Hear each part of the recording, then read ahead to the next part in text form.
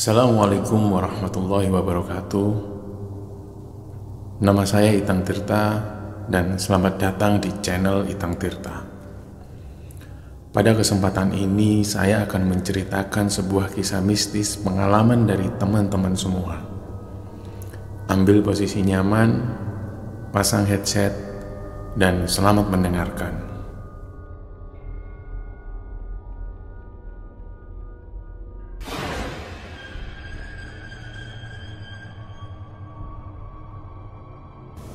Assalamualaikum warahmatullahi wabarakatuh.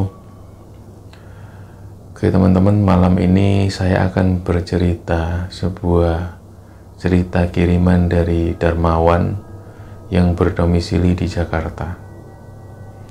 Darmawan ini adalah seorang sales marketing di sebuah perusahaan perumahan yang ada di Jakarta. Kisah ini dimulai ketika Darmawan seringkali menjaga pameran yang seringkali berpindah-pindah dan letaknya sangat jauh dari tempat tinggalnya.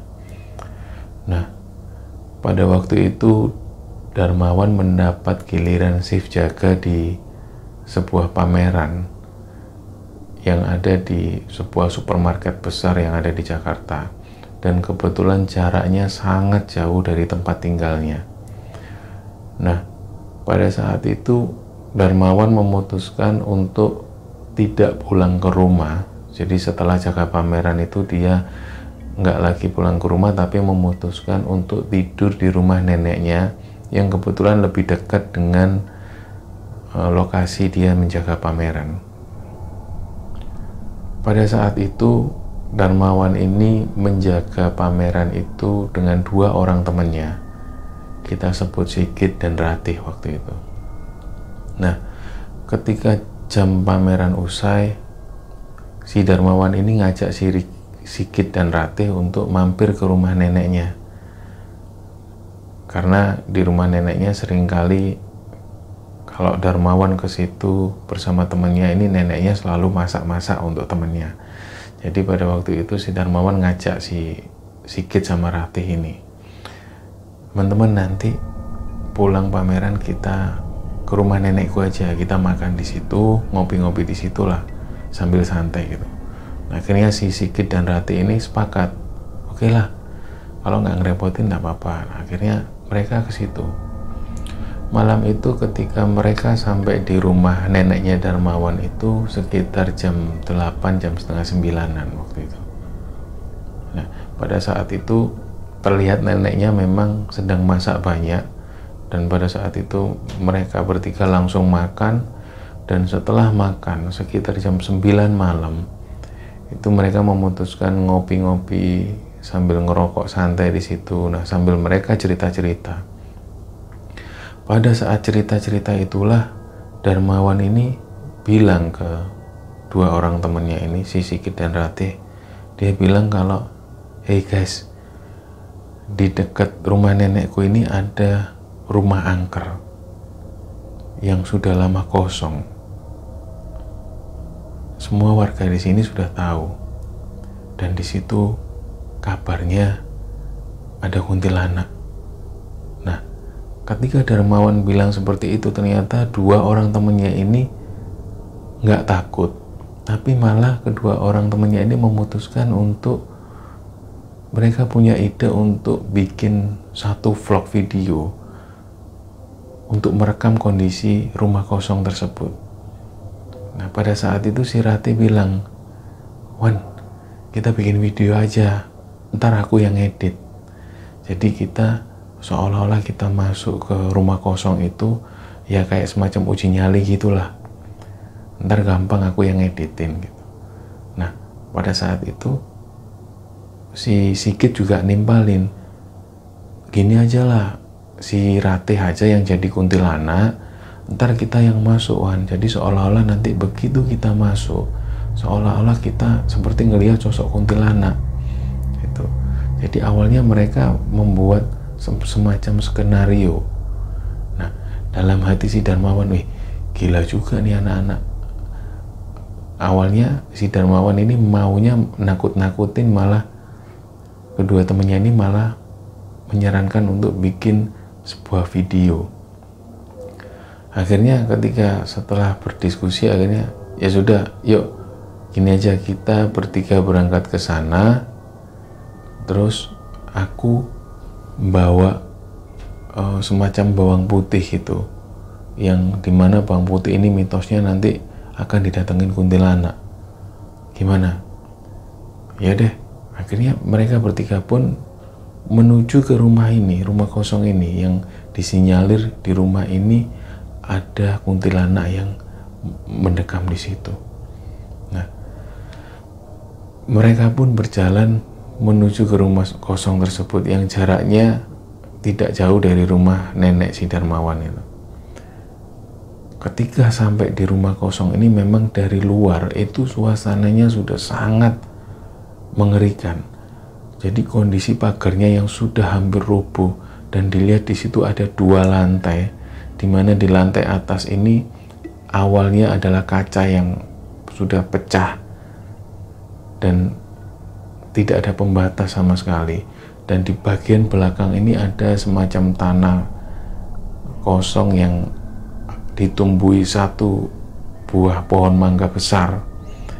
Nah, pada saat itu mulailah mereka memutuskan mengatur strategi untuk masuk ke dalam.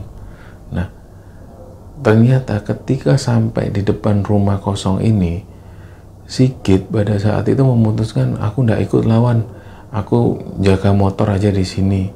Nah, si Darmawan, gimana sih, udah sampai sini kok kamu takut, Git? Enggak ah, aku di sini aja jaga motor, khawatir ada apa-apa. Nah, pada saat itu akhirnya si Darmawan memutuskan masuk bersama Ratih, karena si Ratih ini agak nggak percaya dengan hal-hal yang goib atau yang seperti itu. Jadi si Ratih ini cuman khawatir kalau di dalam ini ada orang gila yang mendekam di situ. Jadi yang ditakutkan Ratih ini bukan sosok goib. Yang ditakutkan Ratih ini khawatirnya ada orang gila yang ada di situ. Akhirnya Darmawan coba memastikan kepada Ratih, nggak ada orang gila, ini rumah ini kosong sudah lama. Jadi kamu nggak perlu khawatir sama orang gila, ayo masuk sama aku. Si Darmawan coba meyakinkan si Ratih. Nah, akhirnya masuklah mereka. Darmawan dan Ratih ini mulai masuk, dia nyalakan senter dan mulai masuk dengan menginjak yang bekas-bekas kaca yang sudah pecah di bawah itu. Begitu jalan sambil masuk, terus disenterlah ke arah atas. Dan pada saat itu tiba-tiba Ratih itu seperti mencium bau yang sangat busuk, antara bau busuk dan yang anyir, amis seperti itu. Pada saat itu Ratih berpikir, ini kayak semacam ada hewan yang mati, kayak kucing atau ular gitu mati di sini. Nah, lagi-lagi yang ditakutkan Ratih ini bukan sosok goib, tapi yang ditakutkan adalah seperti hewan-hewan liar, dan juga yang ditakutkan adanya orang gila. Nah, Ratih sama sekali nggak berpikir adanya sosok gaib atau sosok hantu, karena lagi-lagi Ratih nggak percaya dengan sosok semacam ini. Nah, Ratih sendiri mengaku bahwa dia sama sekali tidak percaya dengan sosok gaib karena dia belum pernah sama sekali bertemu dengan hantu atau belum pernah sama sekali ketemu dengan sosok yang seperti itu. Ketika mereka berdua ini masuk ke dalam, semakin ke dalam, itu dari lantai atas mereka berdua ini seperti mendengar seperti suara orang yang berjalan dengan kaki yang terseret, serak, serak. Nah, dari situlah Ratih ini langsung lari meninggalkan si Darmawan sendirian. Mungkin karena Ratih ini takut yang berjalan di atas ini adalah orang gila. Pada saat itulah Ratih lari keluar meninggalkan Darmawan sendirian. Nah, karena pada saat itu Darmawan sudah terlanjur ada di dalam dan akan menuju ke pohon mangga yang besar di belakang rumah itu. Pada saat itu si Darmawan awalnya mau memutuskan untuk lari juga keluar. Tapi karena dia berpikir kamera sudah menyala dan dia sudah ngerasa nanggung, sudah ngerasa ada di dalam rumah itu, dia memutuskan untuk melanjutkan ekspedisinya itu. Akhirnya si Darmawan ini berjalan sendirian menuju ke belakang, menuju ke pohon mangga yang besar itu. Ketika dia menuju ke belakang itu, dilihatnya ada satu pohon mangga yang besar, dan dari arah situ dia bisa melihat ke arah lantai 2, di mana di lantai 2 ini sudah tidak ada penghalang atau kacanya sudah pecah semua. Nah, dari situ si Darmawan ini memandangi ke arah atas gitu. Memang kondisinya sangat menyeramkan, dan ditambah lagi seperti bau-bau busuk dan anyir yang ada di situ.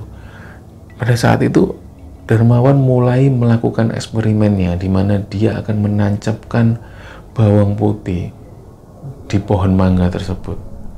Pada saat itulah ketika Darmawan mendekati pohon mangga itu, tiba-tiba dari arah atas ini lagi-lagi terdengar seperti suara orang berjalan dengan kaki yang menyeret, serak, serak. Dan setelah mendengar suara kaki yang menyeret itu, tiba-tiba Darmawan ini mendengar suara perempuan yang sedang ketawa cekikikan, kayak seolah menertawakan Darmawan. Jadi suara itu jelas sekali seperti suara perempuan yang cekikikan dari arah lantai 2. Kayak seolah-olah menertawakan si Darmawan. Nah, pada saat itu Darmawan dengan segera atau dengan cepat ini seperti menancapkan bawang putih ke arah pohon mangga itu. Nah, pada saat itulah dari sudut mata si Darmawan ini, dia ngelihat ada sosok perempuan dari lantai 2 ini seperti terbang turun menuju ke arah pohon mangga itu dengan ketawa yang cekikian. Dan itu persis benar-benar Darmawan melihat sosok perempuan ini. Jadi begitu sosok perempuan ini ada di hadapan Darmawan, itu yang dilihat adalah wajah yang pucat, dengan, kalau Darmawan menggambarkan itu seperti dia melihat sosok mayat yang sudah tenggelam di sungai beberapa hari, yang wajahnya busuk gitu dengan bau yang benar-benar bikin muntah. Itu persis ada di hadapan Darmawan pada saat itu. Dan seolah perempuan ini mendekati Darmawan, mendekati dengan wajah yang atau mata yang melotot gitu, dan sambil gigi yang kehitaman, sambil tertawa ke arah Darmawan pada waktu itu. Pada saat itulah Darmawan sudah mulai nggak kuat dengan situasi itu. Akhirnya Darmawan sambil terjatuh, dia lari menuju keluar, meninggalkan rumah itu. Dan ketika menuju keluar, di situ ada Sigit dan Ratih yang ada di luar. Si Darmawan cepet-cepetan keluar, cepet keluar. Akhirnya mereka tancap gas dan menuju kembali ke rumah neneknya. Pada saat di rumah neneknya itu, Darmawan cerita, gila kalian ninggalin aku. Dia bilang ke Ratih, dia marah-marah ke Ratih dan juga Sigit. Nah, Ratih bilang pada waktu itu, iya, aku tadi itu dengar ada suara orang yang jalan di atas. Dan awalnya itu aku kira itu orang gila. Ini keterangan Ratih bilang seperti itu. Dan ketika aku memutuskan keluar, tiba-tiba itu aku ngelihat ada sosok perempuan putih yang ada di atas itu sambil mainkan kakinya seperti ayunan gitu. Pada saat itu aku ngelihat wajahnya ini, yang wajahnya buruk sekali. Nah, pada saat itu Darmawan bilang ke Ratih, sekarang kamu percaya deh dengan sosok kuntilanak? Iya Wan, aku sekarang percaya, aku lihat betul itu sosok kuntilanak itu, dia di atas sambil memainkan kakinya dengan bergelantungan.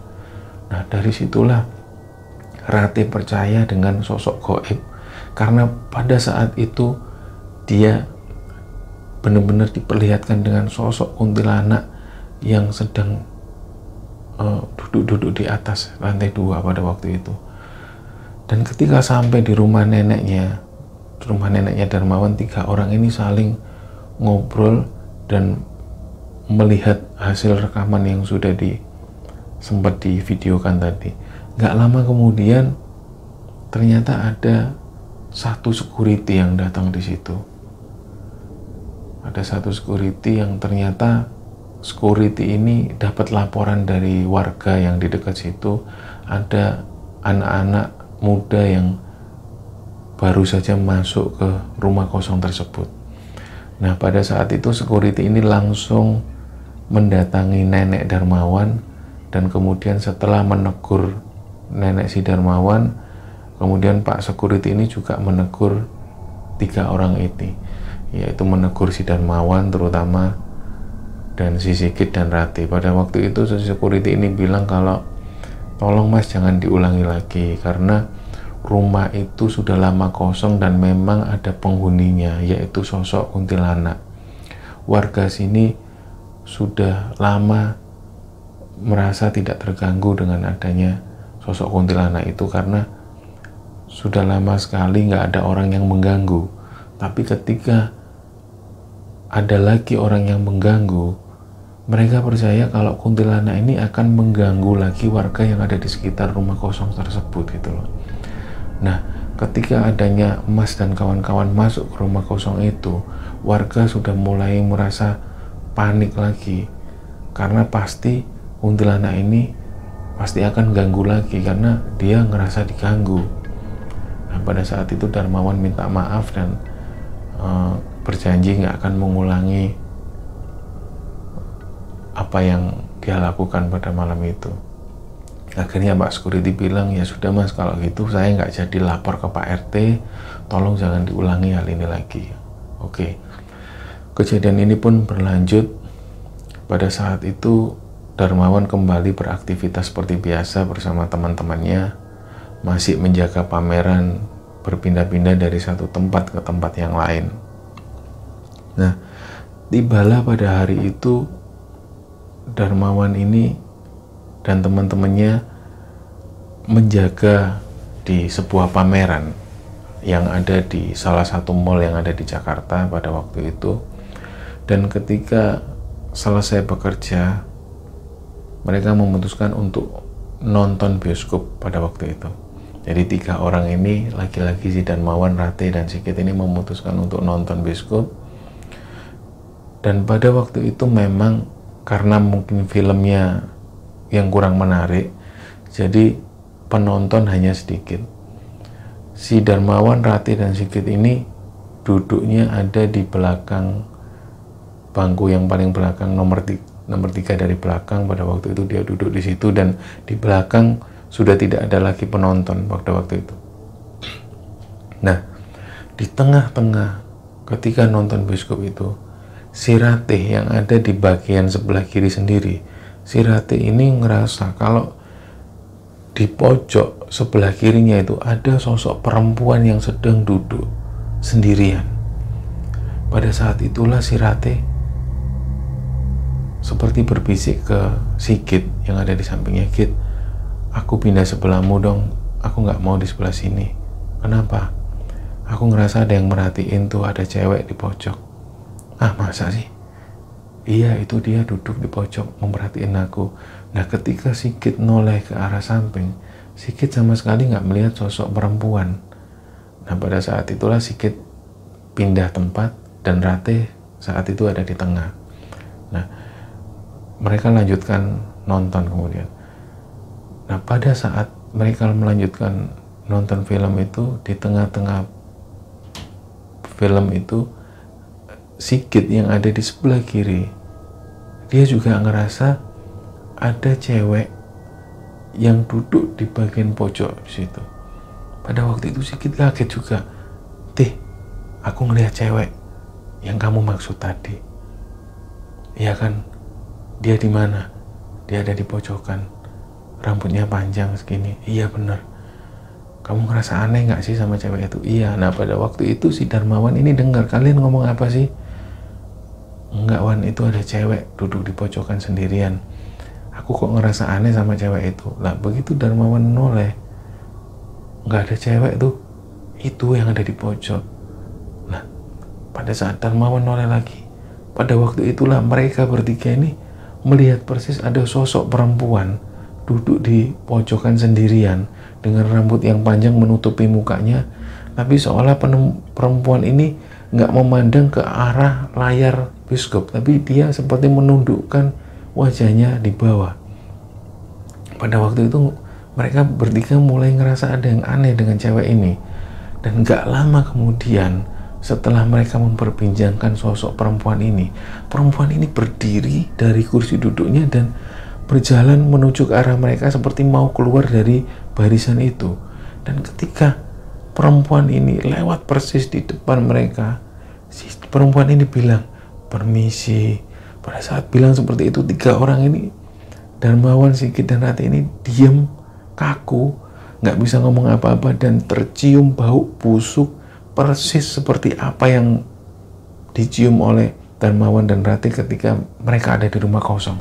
Pada saat itulah Ratih ini tangannya menggenggam Sigit dan Darmawan karena saking takutnya pada waktu itu. Dan si cewek ini berjalan gitu aja, turun, kemudian nggak tahu kemana, tiba-tiba hilang gitu aja.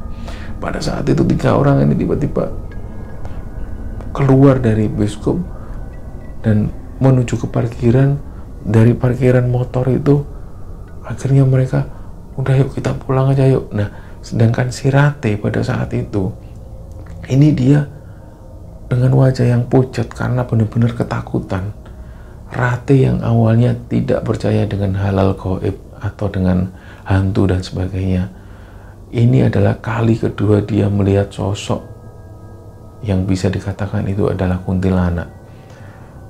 Pada saat itulah Ratih benar-benar ngerasa dia benar-benar takut karena dia baru mengalami hal ini kali itu.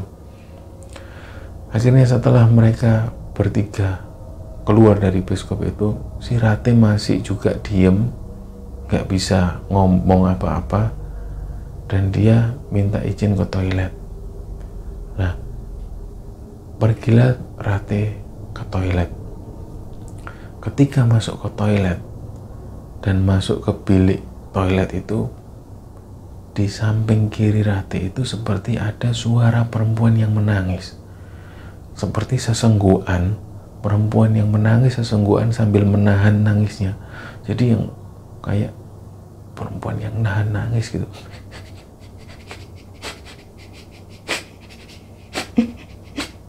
Pada saat itu Ratih lagi-lagi sama sekali tidak berpikir bahwa itu adalah makhluk gaib atau kuntilanak atau enggak. Ratih berpikir pada saat itu ini adalah perempuan yang mungkin karyawan yang ada di situ yang baru ada masalah dengan cowoknya atau baru ada masalah dengan keluarganya, karena pada waktu itu si cewek ini benar-benar nangisnya persis seperti nangisnya manusia biasa atau perempuan biasa. Jadi pada waktu itu Ratih bertanya, Mbak nggak apa-apa kan? Pada saat Ratih ada di bilik itu, Ratih sambil bertanya ke sosok perempuan yang ada di toilet sebelahnya, Mbak nggak apa-apa kan?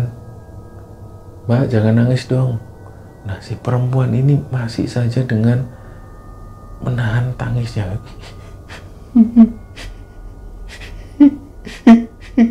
Sambil menahan nangis seperti itu, akhirnya Ratih pun keluar. Ketika selesai buang air kecil, Ratih pun keluar dan sosok perempuan ini masih juga terdengar menangis dari arah dalam. Nah, pada saat itu Ratih menghadap ke cermin dan seperti membetulkan make up-nya pada waktu itu. Dan tiba-tiba dari arah cermin itu, dia ngelihat dari pantulan cermin ini, pintu toilet yang tadinya terdengar suara perempuan ini tiba-tiba terbuka sedikit demi sedikit, gitu. Dan betapa kagetnya si Ratih, ternyata di situ sama sekali tidak ada sosok perempuan atau sosok orang yang ada di situ. Saat itulah Ratih lagi-lagi dia lari menuju keluar dan dia menjerit ke arah Darmawan dan Sigit. Gila, baru aja ada cewek yang nangis loh di sampingku. Ratih bilang seperti itu. Dan lagi-lagi Ratih itu mengalami kejadian yang buruk sekali. Jadi pada saat itu dia nangis dan minta diantar pulang oleh si Darmawan. Aku pengen pulang. Jadi wajahnya pucat sekali pada waktu itu. Akhirnya si Darmawan dan Sigit ini mengantarkan Ratih menuju ke rumahnya. Dan sesampainya di rumah itu, orang tuanya Rate juga kaget loh, kenapa kok wajahnya pucat. Dan diceritakanlah oleh si Darmawan ini bahwa baru aja si Rate ini mengalami kejadian seperti ini gitu. Akhirnya orang tuanya mengiyakan tentang hal itu, dan seolah tidak mau berpikir panjang, orang tuanya mempersilahkan Darmawan dan Sigit untuk pulang. Dan keesokan harinya si Darmawan ini lagi-lagi menghubungi si Rate untuk menanyakan kondisinya. Gimana Teh, keadaanmu udah sehat? Udah lumayan Wan. Jadi kemarin aku bener-bener takut katanya. Dia bener-bener kali itu dia ngelihat sosok hantu atau sosok kuntilanak itu bener-bener baru kali itu, dan sebelum-sebelumnya dia sama sekali belum pernah diperlihatkan oleh sosok gaib seperti itu. Nah, kejadian itu ternyata tidak berhenti sampai di situ. Dan lagi-lagi Rate ini mengalami kejadian yang aneh. Ketika dia akan tidur, itu di pojok kamarnya itu dia mendengar suara perempuan yang menangis. Dan suara tangisannya sama persis seperti apa yang didengar Rate pada saat dia ada di toilet pada waktu itu. Pada saat itulah Rate benar-benar takut, dan Rate ini memanggil-manggil mamanya, ma dari dalam kamar. Dan seketika itu mamanya masuk ke kamar dan menanyakan pada Rate, kenapa nak, emang ada apa? Rate bercerita bahwa aku baru aja dengar suara cewek itu nangis lagi ma. Ya udah deh, mama temenin kalau gitu. Nah, kejadian itu sering kali mengganggu Rate, terutama sosok perempuan yang disinyalir adalah kuntilanak itu. Akhirnya Darmawan memutuskan untuk memanggil temannya yang kebetulan punya kemampuan dengan hal-hal semacam itu. Dan setelah dilihat oleh teman Darmawan ini, ternyata sosok kuntilanak ini memang sedang mengikuti Rate. Jadi hal terakhir, kejadian terakhir ketika Rate berada di rumah kosong yang angker itu, dari situlah kuntilanak ini mulai mengikuti sosok Rate ini. Jadi kemana-mana dia diikutin, dan sosok yang duduk di bioskop pada waktu itu adalah kuntilanak yang ada di rumah kosong itu. Dan sosok yang menangis ini juga adalah sosok yang sama. Nah, pada saat itu terjadilah sebuah mediasi atau semacam kesurupan. Pada waktu itu Rate benar-benar kesurupan, dan ketika ditanya kenapa kamu mengikutin cewek ini, dan tiba-tiba sosok kuntilanak ini dia bilang sambil ketawa gitu, dia bilang kalau aku suka sama anak ini, aku pengen ngikuti anak-anak ini terus. Nah, pada saat ini yang teman Darmawan yang mencoba untuk membantu mediasi ini, dia bilang, sudah kamu kembali pulang ke sana. Aku tidak mau pulang, aku mau ikut anak ini, aku suka sama anak ini. Nah, pada waktu itu si ibunya Rate ini melihat kondisi Rate yang seperti itu, ikut menangis karena nggak pernah sama sekali ibunya melihat kondisi Rate yang seperti itu. Dan ibunya yakin kalau si Rate ini nggak mungkin berbohong. Ibunya yakin kalau Rate ini pasti kesurupan, karena yang dilakukan oleh Rate ini sangat tidak biasa pada waktu itu. Jadi dia meronta-ronta sambil bersuara dengan suara yang sama sekali bukan suaranya Rate pada waktu itu. Nah, ketika si sosok kuntilanak ini dipaksa untuk keluar, dipaksa untuk pulang, tapi dia nggak mau, akhirnya teman Darmawan yang mencoba untuk mengeluarkan sosok kuntilanak ini, dia seperti mengancam ke arah pada kuntilanak ini, kalau kamu nggak keluar, aku akan bunuh kamu. Nah, pada saat diancam itu, tiba-tiba dia seperti menangis, meronta-ronta, dan seketika itu sosok ini menjerit, dan ketika menjerit pada saat itu juga si Rate ini pingsan. Nah, setelah kejadian itu alhamdulillah tidak pernah terjadi lagi hal-hal yang aneh atau hal-hal yang ganjil. Pada saat itu Rate menyadari, ini juga termasuk Darmawan dan Sigit yang pada waktu itu dia menyadari bahwa seharusnya kalau saja pada malam itu dia atau mereka tidak memutuskan masuk ke rumah kosong itu untuk sekedar menantang kuntilanak, itu mungkin tidak akan terjadi hal-hal yang sempat dialami oleh Rate sampai sejauh ini gitu. Akhirnya dari situlah Darmawan, Sigit, dan Rate ini mengambil pelajaran benar dari kisah ini, bahwa dia tidak akan mau lagi mengulangi hal-hal semacam itu, terutama hal-hal yang seolah-olah menantang sosok gaib. Jadi mereka percaya, akhirnya pada saat itu juga Rate percaya bahwa adanya makhluk gaib dan kita memang hidup berdampingan dengan mereka, dan sudah sepantasnya kita tidak saling mengganggu. Ketika mereka hidup di satu tempat, sudah sewajarnya kita juga tidak mengganggu kedamaian mereka atau ketentraman mereka. Nah, dari sejak kejadian itu Rate tidak lagi mengalami hal-hal yang ganjil dan aneh.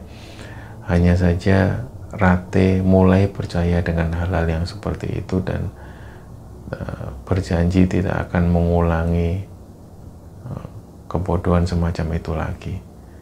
Semoga teman-teman bisa mengambil pelajaran dan hikmah dari kisah yang saya ceritakan ini. Terima kasih. Wassalamualaikum warahmatullahi wabarakatuh.